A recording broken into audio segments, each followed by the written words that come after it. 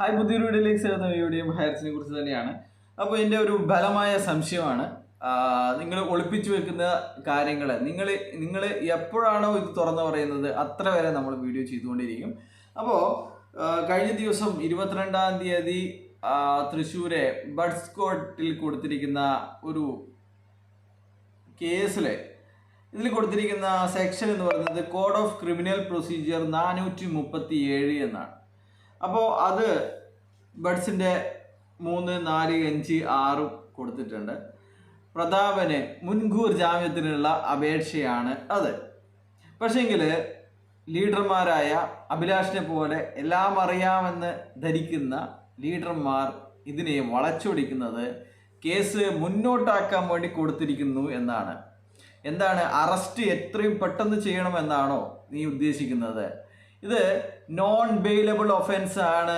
ഈ buds case എന്ന് പറയുന്നത് നോൺ ബെയിലബിൾ ഒഫൻസ് ആണ്. നോൺ ബെയിലബിൾ ഒഫൻസിൽ ബെയിലിന് വേണ്ടിയിട്ടുള്ള അപ്ലിക്കേഷനാണ് 437.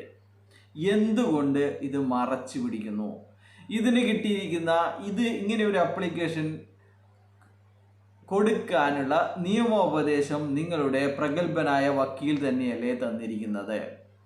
അപ്പോൾ എന്താണ് ഈ 3 ദിവസം 3 മണിക്കൂർ ഭക്ഷണം പോലും കഴിക്കാതെ വൈകുന്നേരം വരെ വാദിച്ച് റിപ്പീറ്റായി പറഞ്ഞത് തന്നെ പറഞ്ഞുകൊണ്ടുള്ള വാദത്തിൻ്റെ എല്ലാ തട്ടിപ്പുകളും അവസാനം ബോണ്ട് 55 ഇഞ്ച് സ്ക്രീനിൽ തെളിഞ്ഞതോടുകൂടി പൊളിഞ്ഞ് പാളീസായി എന്ന് നിങ്ങൾ സമ്മതിക്കുകയല്ലേ ചെയ്യുന്നത്?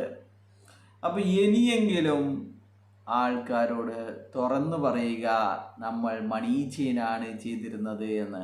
ഇപ്പോൾ ഒരുപാട് ആൾക്കാരെ ഫോൺ വിളിച്ചിട്ട് നിങ്ങൾ GST എന്തിനാണ് അടച്ചത്, നിങ്ങളുടെ ബിസിനസ് എന്താണ്, താനൊക്കെ ചെയ്ത ബിസിനസ് എന്താണെന്ന് പറയുമ്പോൾ അതെന്തിനാണ് ഇപ്പോൾ പറയുന്നത്, അത് ചോദിക്കാൻ നീ ആരാണ് എന്നൊക്കെയാണ് ചോദിക്കുന്നത്. GST അടച്ചിട്ടുണ്ട് എന്ന് പറയുന്നു, പക്ഷെങ്കിൽ എന്താണ് ഇവർ ചെയ്ത ബിസിനസ്, എന്താണ് ഇവർ ചെയ്ത സർവീസ് എന്ന് പറയുന്നത് മണി ചെയിനാണ്. അതിപ്പോൾ പറയാൻ പറ്റുന്നില്ല എന്നുള്ളതാണ്.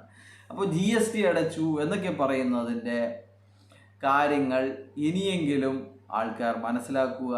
എന്തിനടച്ചു, എന്താണ് ബിസിനസ്, ഏതാണ് പ്രൊഡക്റ്റ്? ഇല്ല. ഭാര്യ പോലും പറയുന്നത് 8 വർഷമായിട്ടും നമ്മളിതൊന്നും ചെയ്തിട്ടില്ല, നമ്മൾ ഇനിയൊരു 18 വർഷം ഉണ്ടെങ്കിൽ മാത്രമേ നമ്മൾ ചെയ്യൂലൂ. അപ്പോൾ ഇതുവരെ നഷ്ടമാണ് എന്നാണ് പറയുന്നത്. പിന്നെ എങ്ങനെ കോടിക്കണക്കിന് ലാഭം ഉണ്ടാക്കിയ 1000 ലീഡർമാരുണ്ടായി, 1000 ലീഡർമാരുണ്ട്, വലിയ ലാഭം ഉണ്ടാക്കിയവർ. അപ്പോൾ ഇതൊക്കെ ആരെ പറ്റിക്കാനാണ്? നിനക്കൊക്കെ എന്താണ് കിട്ടുന്നത് ഈ പാവങ്ങളെ പറ്റിച്ചുകൊണ്ട്? 1 വർഷം ഈ പിടിച്ചു നിർത്തിയത് കൊണ്ട് എന്ത് നേടി നീനൊക്കെ? അപ്പോൾ ഇതാണ് പറയാനുള്ളത്. 437 എന്ന് പറയുന്നത് നോൺ ബെയിലബിൾ ഒഫൻസ് നടത്തിയ ഒരു പ്രതിക്ക് കോടതിയെ സമീപിച്ച് ബെയിലിന് ശ്രമിക്കാനുള്ള സെക്ഷനാണ്.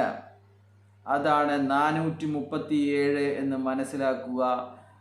ഇനിയെങ്കിലും ഇവന്മാർ എല്ലാം പറയുന്നത് കളവാണെന്നുള്ള കാര്യങ്ങൾ മനസ്സിലാക്കാൻ ശ്രമിക്കുക എന്നുള്ളതാണ്. നമ്മുടെ ഹൈക്കോടതിയിൽ ഗവൺമെൻറ്റിൻ്റെ പ്ലീഡർ ഹാജരായിട്ട് കൂടി, പനിയായിട്ട് ഹാജരായില്ല എന്ന് പറഞ്ഞു നടന്നവരാണിവർ. അദ്ദേഹം പറഞ്ഞു, എനിക്ക് ഇപ്പോൾ സമയമുണ്ട്, ഞാൻ ഉച്ചയ്ക്ക് ശേഷം ലീവായിരിക്കും. അപ്പോൾ ഇവന്മാരുടെ പ്രഗത്ഭനായ വക്കീൽ ആ സമയത്ത് വന്നിട്ടും ഉണ്ടായിരുന്നില്ല.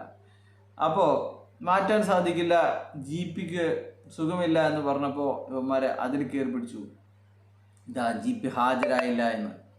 അപ്പോൾ ഇതുപോലുള്ള കളവ് പറയുന്നവരാണ് ഇവന്മാരെന്ന് പറയുക. ബൈ.